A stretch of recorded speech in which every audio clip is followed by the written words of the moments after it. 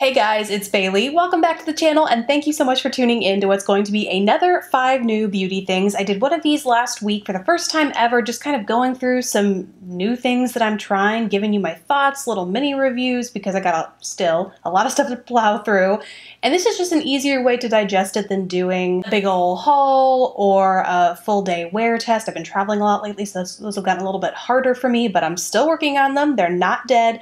But I thought I would do another one of these, and some of the feedback you guys had was that you wanted to see demos, and that's what you liked about the full day wear test. So guess what? I got some demos for you. You are going to see these products in action today, so let's go ahead and dive in. So let's start with the Kiko Milano product. I talked about 2 in my previous 5 things video, but said I was still testing this guy. This is an eyeshadow from their summer collection, Summer 2.0 collection, a liquid eyeshadow in the shade called Ombretto, and it's this really beautiful, soft, golden champagne sort of shade. Comes with a doe foot applicator here. You can apply it. I like to apply it directly to the lid. But what I found it's a very thin liquid eyeshadow. So you blend it out and the pigmentation doesn't really stay there. So if you're looking to get this sort of pigment on your eyelid, it does take quite a bit of building and working with to make it happen. Otherwise, it kind of disperses into a somewhat shimmery, just more of a shimmery kind of looking thing on your eyelid. And when you do build it up, I think you'll be able to see in the close-up shots here,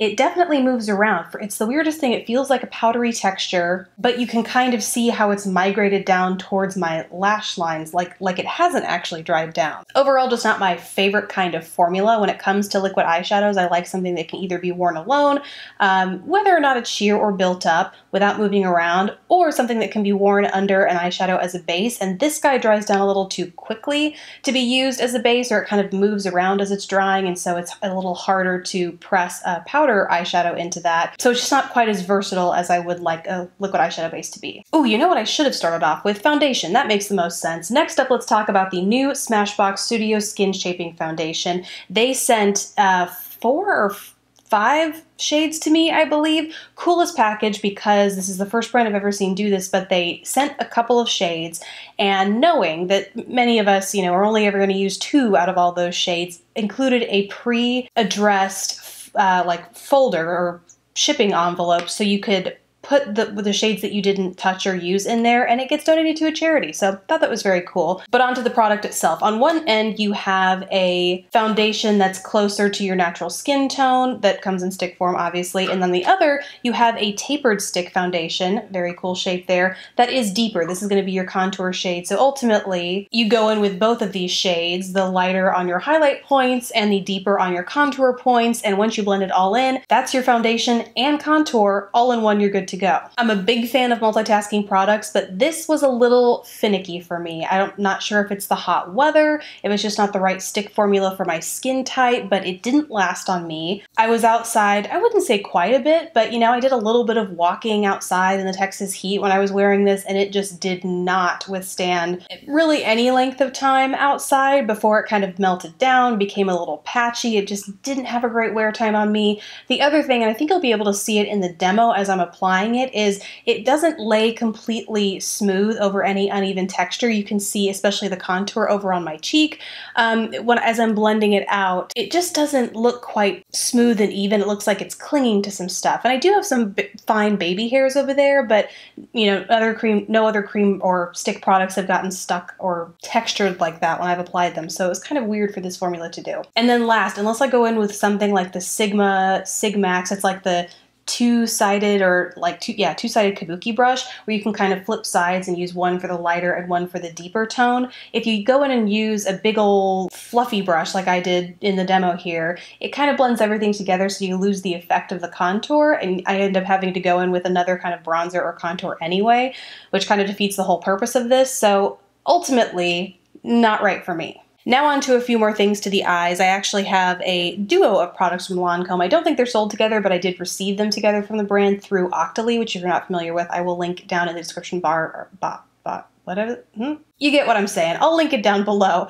The first thing I want to talk about is the Grandiose Liner, and this is in the shade, I don't know, 40 NG, is that even a shade? It's very, very black. And the cool thing about this is that, and this is not new news, it's like not a new product, it's just new to me, that the top here swivels, so you get an angle, or you can go straight like a normal liner, or you can go the other direction if you're a lefty. So that is the top. Then you give it a shake. There's a little ball in there to shake up the formula. And it has a, it's a felt tip, but it's a very flexible, very soft felt tip. I've said this before on the channel where sometimes felt tips can be a little too harsh, a little too itchy when you apply them and almost irritate the upper lash line. Then you have runny or like watery eyes. Not good when you're mixing with black eyeliner. So it's good that this is a nice soft brush, gives you a lot of flexibility when you go in for either a nice big ol' wing or a super, you know, precise subtle flick. This will take you there, and the formula itself dries beautifully matte, but the one minor downside I have to this is that it does dry very quickly. So sometimes, especially with a tip that is this tapered on the brush, I'll find I'm trying to create, you know, just the right precise little wing out there, and I find that there's no more product coming off on the tip because it has dried. This can lead to some skipping, some patchiness, so you do have to work quickly with it, but overall, I personally find this little handle gyration here to be actually pretty useful, especially when doing your other eye. I'm right-handed, so my left eye can tend to be a little bit of an issue, especially when my lashes get in the way. You know, you kind of have to look down, then you can't see what you're doing, and so this helps you get around that by giving you that kind of edge, that shape over the top, so you can go and work it in that way. So I do, in that way, I feel like it is innovative, and it's a purposeful innovation. It's not one of those where you're like, what's something no one ever needed? Let's put it on the product. This is actually useful. So overall, I really like that. Then it also came with the mascara. This is also not new to me. I used to use the Grandiose Extreme, although the packaging has changed since I first used it, but I bought it when it first came out, and I've actually purchased, or I did purchase another one after that because I love this so stinking much. It, again, uses the same sort of idea to get to your other eye where it has this sort of swan tip. And it's really helpful, you know, not only in getting this outer corner with your dominant hand, but also in, again, getting that same sort of edge and angle over on your opposite eye as you're applying your mascara. The one thing I did forget, the formula is great. It lasts all day. It's the same formula I remember, but for some reason, I didn't remember how easy it was to get clumps with this guy. I thought I remembered these huge, just fan-like lashes that went on for days, and sometimes I get that with this formula, but more often than not I find I have issues with clumping, which I feel like you can really tell today. On my right eye it's like clump city, and then on my left it's fan city. I'm really fine with either look. I just appreciate consistency and would like both of my eyes to look the same. So yeah, something I forgot about this guy, but still one of those that's like tried and true, withstands the test of time. You go back and use it years later and it's still a good mascara. And the last product, this again is from Octoly. It is the Kevyn Aucoin, the Neo Highlighter in the shade Sahara, Golden Rose Glow. This is one of those products where that made me change my mind. I first bought, when these first came out, they were blush bronzer ombres, like on one, or blush bronzer highlighter ombres. So you had highlighter that faded to blush, that faded to bronzer. I bought it, the one that had like the peachy tone to it. Bought it when it first came out. Did not like it. I found it very hard to get 3 distinct colors out of them. I didn't think, like, I liked the idea when I see it, but in practice, everything just got muddied together, and it wasn't the kind of product I wanted it to be for the price tag. But then I saw this on Octoly and I thought, you know, I bet I'd have a different experience with this because it's a highlighter gradient or ombre. On here, on the one end, you have sort of a, not white, but it's definitely like a white cream that fades into a more champagne-y, pinky golden glow, and then on into a more bronzy glow down here.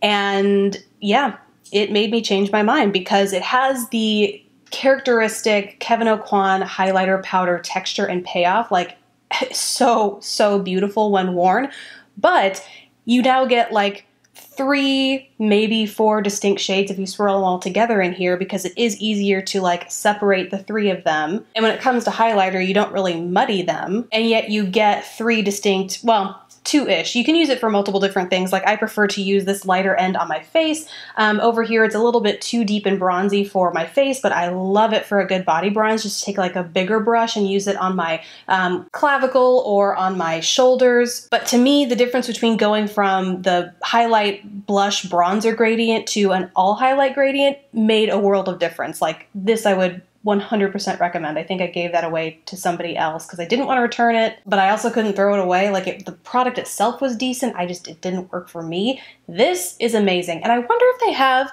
I could see something similar working for bronzer. Like if they have a bronzer one of these, I am all about it. So I need to look into that. But yeah, overall do recommend it. It's one of those products that just, I changed my mind about. So what, do you have any of those products? It kind of made me start thinking about other products that I might have done that with, and maybe it's like worthy of a video. I don't know. Let me know in the comments below. But that's it for me. Those are my 5 things for today, for this week actually. Thank you guys so much for watching. Please don't forget to subscribe if you haven't already, and I will catch you in the next video. Bye guys.